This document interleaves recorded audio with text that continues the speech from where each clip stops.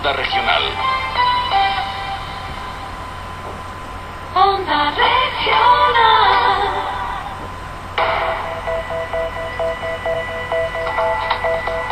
En Onda Regional, turno de noche, con Rebeca Escribano. Y seguimos en la radio pública, en Onda Regional, en turno de noche. Ahora tenemos previsto reflexionar sobre otro tipo de asuntos. Vamos a hacerles pensar sobre la influencia que pueda tener la ideología en nuestras acciones. No sé si esto se lo han planteado alguna vez, sobre todo qué tiene de lógico o de ilógico. Parece ser que más de lo segundo. Este tema vamos a tratarlo ahora con Alberto Farías. Es profesor de la Universidad de Mar del Plata en Argentina, que está de visita en Murcia. Está presentando su libro El hombre de un solo libro, creo, luego existo. De este asunto, de esa creencia, vamos a ir analizando en los próximos minutos sobre el papel que tiene, ya no solo en decisiones políticas, sino en otro tipo de cuestiones, por ejemplo, en si nos vacunamos o no nos vacunamos del coronavirus y otra serie de temas que tenemos previsto tratar con este invitado. Ahora en Onda Regional de Murcia vamos a hablar con Alberto Farías. Él es profesor de la Universidad de Mar del Plata en Argentina, que está de visita a Murcia porque tiene previsto presentar su libro El hombre de un solo libro, creo, luego existo. Realmente uno de los objetivos es hacer una aproximación al pensamiento ideológico y queremos reflexionar con él unos minutos. Le tenemos vía telefónica. ¿Qué tal está? Muy buenas noches. ¿Qué tal? Gracias por llamar. Gracias a usted por atendernos. La primera cuestión es ¿cómo ha recibido la ciudad de Murcia? No sé si era la primera vez que estaba de visita en esta ciudad. No, que va. Prácticamente yo me considero como mi segundo hogar aquí en Murcia, porque hace muchos años que ya vengo de visita y bueno, como profesor invitado prácticamente 2 veces por año y trabajamos junto con la Universidad de Murcia, así que me considero ya un murciano, digamos, adoptivo. Bueno, pues entonces no le pilla de nuevas, ¿no?, la relación con la institución. Precisamente queríamos reflexionar sobre ese libro que presenta, porque en un momento como en el que estamos sí que entran en cuestión determinados debates, ¿no?, relativos, por ejemplo, al pensamiento. Hoy en día, ¿hasta qué punto tenemos que estar formados para tener una visión crítica de lo que sucede a nuestro alrededor? Bueno, yo le comento al oyente, en realidad mi trabajo cotidiano tiene que ver con la psicología social y con la psicología de la personalidad. Yo soy profesor de psicología de la personalidad, que es un capítulo de la psicología en general, y siempre me ha interesado mucho el tema de la interpretación de las personas que hacemos de la realidad que vivimos. Debo confesar que este libro, que tiene en principio un contenido fuertemente académico, por eso me hace ilusión discutirlo con mis colegas, en principio en el ámbito de la universidad, surge un poco por el tema de la pandemia. ¿Por qué? Porque durante todo este tiempo, bueno, sobre todo el año pasado, el año 2020, una de las cosas que uno se ha observado, además de toda la situación obviamente pandémica y de sanidad, es el tema del miedo que ha surgido, que en muchos casos iba mucho más allá de lo razonable, es decir, aparecía como una cuestión apocalíptica en muchos casos, y luego, bueno, todas las interpretaciones que se hacían, de las más razonables y sensatas hasta las más irrazonables, las más insensatas, ¿no? Como castigos divinos y tal, y el fin del mundo y demás. Y esto, bueno, de alguna forma me hizo pensar en algo que a mí siempre me ha interesado, y es lo que nosotros en nuestra cátedra definimos y bueno, y compartimos con muchos colegas, la lógica del pensamiento ideológico. Es decir, a veces se entiende que todo es ideología, y no es así. La ideología es un sistema de pensamiento que tiene prácticamente tres características, ¿no?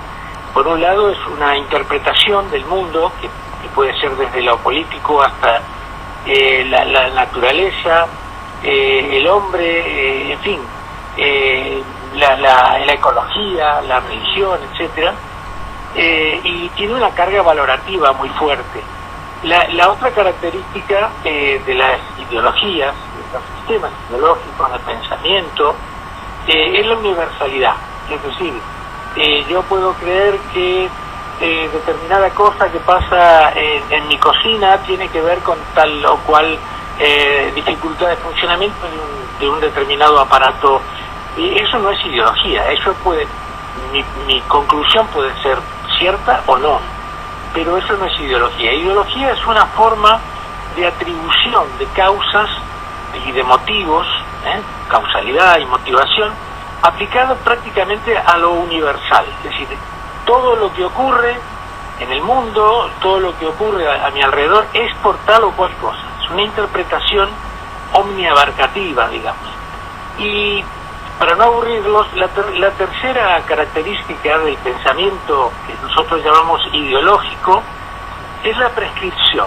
Es decir, la ideología no solo interpreta con una carga emocional muy fuerte, valorativa muy fuerte, la realidad circundante, sino que además prescribe cómo deben ser las cosas.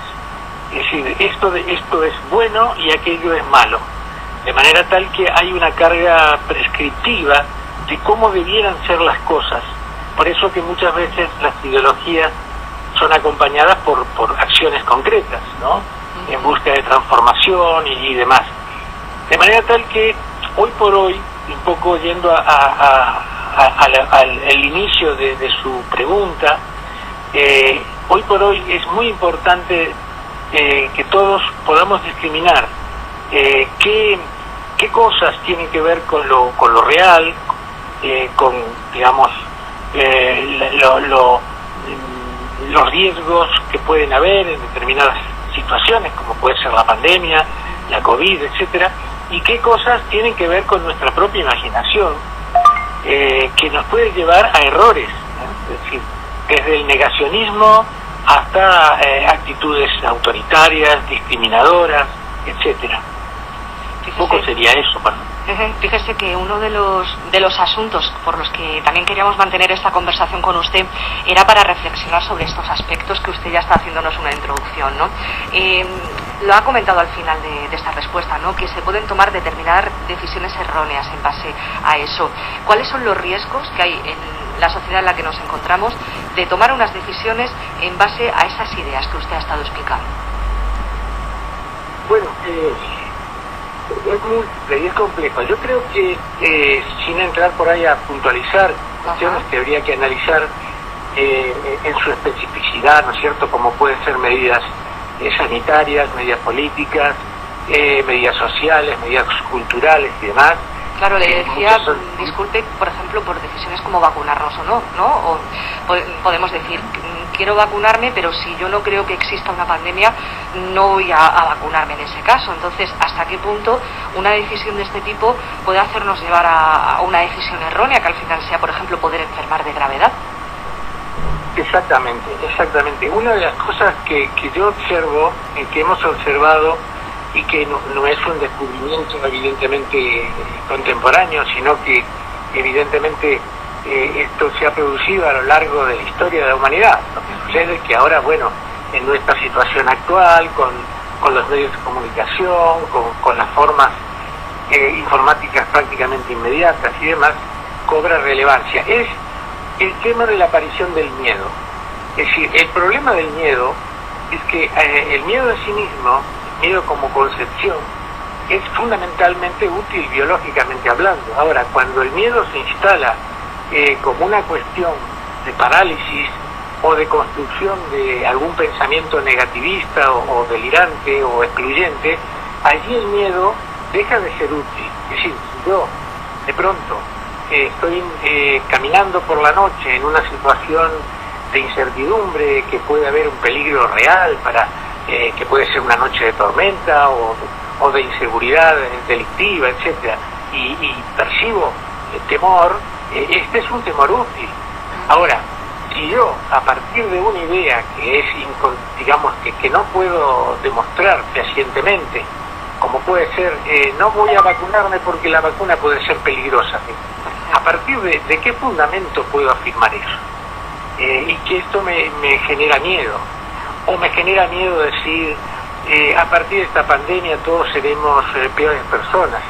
Digamos, ¿en qué me baso yo para sostener eso? Evidentemente, esto tiene que ver con una construcción ideológica que muchas veces distorsiona la realidad. Hoy vemos, por ejemplo, a propósito de su pregunta, hoy vemos, hace unos minutos hablaba con un colega sobre esto, ¿no? Tomando un café, decíamos, escuché por los medios, hoy mismo a la mañana, que casi 20% de población entre 20 y 40 años, por ejemplo, resiste a vacunarse. Sería interesante profundizar cuál es la resistencia, digamos, en qué está basada. Está basada en una resistencia, entre comillas, al sistema social, es una actitud política, es una actitud basada en un miedo insensato que la vacuna puede hacerme daño, es decir, es una actitud de rebeldía generacional. Sería interesante profundizar en esos motivos. Más allá de eso, sanitariamente es un riesgo que una parte de la población no esté vacunada, es un riesgo real. En mi país, por ejemplo, hay una tradición vacunatoria muy fuerte. Bueno, lamentablemente por otras cuestiones que tienen que ver con la administración política y demás, al principio de la pandemia una gran cantidad de personas no fue vacunada en tiempo y forma, pero la población en general tiene una tradición vacunatoria, no de la COVID obviamente, sino en general, preventivamente muy fuerte, y el deseo de vacunarse era muy fuerte. En otras poblaciones no hay esa tradición. Lo que debemos saber es que el descubrimiento y la aplicación de las vacunas, que ya lleva mucho tiempo en la historia reciente y del siglo XIX de la humanidad, ha aportado realmente un elemento extraordinario en la prevención de la enfermedad. Y esto es increíble, que en el mundo en que vivimos todavía dudemos de la eficacia de las vacunas. Es sorprendente, pero tiene que ver con una parte del pensamiento irracional de las personas, de todos nosotros, que tenemos una parte irracional. Fíjese, por eso le iba a preguntar, porque por lo que nos está comentando, la lógica va por otro camino distinto a estos aspectos ideológicos que manifiesta. Tal cual. Digamos, hay algo que está que subyace a las ideologías, y ese algo son las creencias. Fíjese, el pensamiento, el proceso de pensamiento es el causante fundamental de la emocionalidad. Es decir, en función de lo que yo pienso y creo, altero mi emocionalidad. Si yo pienso que tal o cual situación es peligrosa, aunque eso sea simplemente una creencia indemostrable, yo voy a estar estresado, voy a estar angustiado. Y el cambio de las creencias lleva mucho tiempo. Esto tiene que ver muchas veces con la educación, con el contexto familiar, con los contextos socioculturales y demás. Pero lo cierto es que se me ocurre, aunque sea algo complicado, que para poder avanzar en ese sector de la población, y no hablo como un especialista en el tema, porque no soy un especialista en el tema sanitario, pero para poder avanzar en ese sector de la población, que aparentemente tiene que ver con una franja etaria joven, digamos entre 20 y 40, por lo que yo he escuchado, me parece que ayudaría mucho comprender la motivación que expresada, que no debe ser una sola. Es decir, hay una lógica diferente a la lógica racional que la mayoría de la población y las autoridades sanitarias y la ciencia, digamos, propone y fundamenta la importancia vacunatoria. Cuando una 3/4 partes de una población está ya vacunada, evidentemente se alcanza lo que se llama inmunidad de rebaño, y entonces estas pandemias se transforman en, bueno, como tantas otras, en endemias, como la llamada gripe común, que evidentemente nos acompaña desde siempre, pero sería interesante poder indagar sociológicamente cuáles son los núcleos de resistencia, dónde están esos núcleos de resistencia. Están en creencias vinculadas a lo religioso, a lo político, a lo apocalíptico. Fíjese usted que se han escuchado al comienzo de la pandemia interpretaciones delirantes tales como bueno, la vacuna puede llegar a modificar nuestro pensamiento, etcétera. Bueno, son núcleos obviamente minoritarios, ¿no? Digamos, con afirmaciones que rayan en el delirio, ¿no?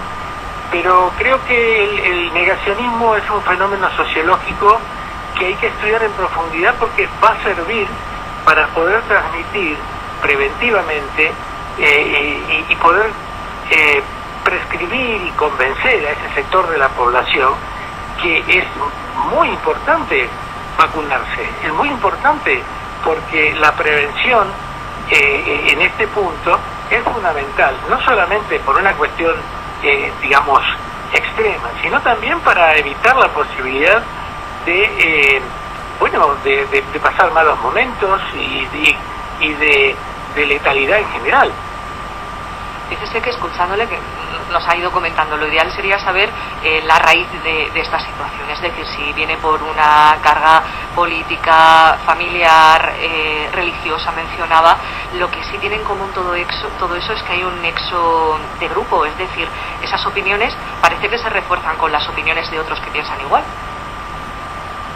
Sí, por supuesto.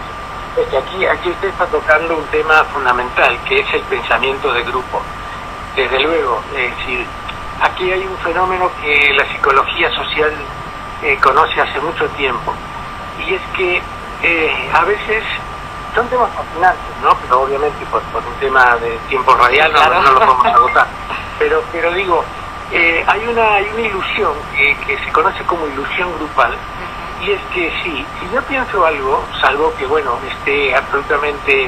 mi personalidad esté sostenida en una autoconvicción, digamos, egocéntrica y narcisismo absoluta, pero si yo pienso algo determinado y comienzo a dudar si esto será así o no será así, y simplemente si yo confirmo que hay más personas, pongamos 2, 3, 4, 5, y que piensan parecido, esto tiene para mí un valor de veracidad, de certificar que entonces, si muchos piensan como yo, eso que pienso es verdadero. Esto desde luego no es cierto. Muchísimas personas pueden pensar algo de determinada circunstancia y ser absolutamente falso. Eso la historia lo ha demostrado en más de una oportunidad. Es decir, el pensamiento de muchos, el pensamiento similar de muchas personas, no es necesariamente un pensamiento verdadero. De manera tal que, como usted bien dice, cuando esto se replica grupalmente, refuerza entre comillas, la certeza de que mi pensamiento es verdadero y que está bien, entonces, por ejemplo, ser negacionista o no querer vacunarse. Quería plantearle otra cuestión, y es que va al hilo de que ha mencionado que la historia ha demostrado que el pensamiento de muchos no tiene por qué ser verdadero, ¿no? Desgraciadamente es así, pero parece que no aprendemos los humanos, es decir, vuelven ahora a lo mejor pensamientos que pueden tener tintes muy duros, ¿no? Y aún así parte de la ciudadanía también los puede asumir. Entonces, al final el mecanismo no ha cambiado tanto, es decir, como animales racionales no hemos cambiado tanto. No, claro que no. Ya usted toca un tema que es realmente interesante, ¿no? Que es el tema de si hay o no, vamos a decirlo así, un progreso evolutivo en la racionalidad humana. Esto nos llevaría a pensar en una cuestión que tiene que ver con definir qué es el progreso en realidad. Por supuesto que desde el punto de vista del dominio de la naturaleza, de la complejidad y demás, por supuesto que sí. Ahora, hay cuestiones que son elementales, que tienen que ver con el funcionamiento del cerebro humano, que tiene que ver con la lógica de la interpretación de los estímulos, que sigue respondiendo a principios que son obviamente biológicos. Y además no olvidemos que hay un acerto de un colega, de un médico, que siempre me ha parecido interesante, ¿no? Se suele decir el hombre es un animal racional. En realidad el hombre es un ser emocional que se esfuerza enormemente, a veces con mucho éxito, en razonar, en tener actitudes racionales. Pero no olvidemos que el comportamiento humano tiene básicamente un componente emocional que acompaña absolutamente, digamos, todo comportamiento. Es imposible entender una actitud, un comportamiento, sin incluir lo emocional. Y lo emocional, que bueno, como yo digo a veces, por suerte somos seres emocionales, si no seríamos máquinas frías, pero lo emocional a veces nos juega la trampa de distorsionar lo que podríamos llamar actitudes lógicas. Las personas por lo general tienden a no actuar lógicamente, con una lógica racional, tienden a actuar con una lógica emocional. Si no fuera así no nos enamoraríamos, no tendríamos pasión. Entonces es la parte positiva. Ahora, la parte negativa son las creencias que a veces nos hacen perder mucho tiempo y a veces nos cuesta la vida. Fíjese que llegado a este punto ya quería preguntarle por la política. La emoción y la política van de la mano en muchas ocasiones. ¿Hasta qué punto podemos ser más o menos racionales en este campo? Bueno, me llega usted a terrenos tan sencillos. No, mire, aquí aparece otro concepto, estamos recorriendo varios, ¿no? Sí. Que es la tribalidad. Ajá. El hombre finalmente estoy hablando en términos metafóricos, ¿no? Antropológicos. Sí, sí. El hombre es un ser tribal, es decir, la presencia, no hace tanto este gran referente literario, Vargas Llosa, escribió un libro que es justamente el llamado de la tribu, ¿no? El hombre es un ser tribal, en el sentido de que estamos siempre pensándonos en la endogamia, nosotros y ellos, ¿no? La tribalidad que se ve claramente, por ejemplo, en el fútbol, ¿no? El fútbol. Es que le iba a hacer la asociación con el fútbol también. No sé qué diferencias hay entre unas pasiones y otras. Bueno, yo creo que no hay mucha diferencia entre el fútbol y las pasiones políticas, ¿no? Digamos, es el tema de las camisetas. No estoy hablando del tema específico del poder, de los intereses del poder. El poder es todo un tema para reflexionar. Muchas veces está relacionado con intereses muy concretos, intereses de tipo económico, etcétera. Pero el poder en sí mismo es una enorme ilusión, narcisista absolutamente.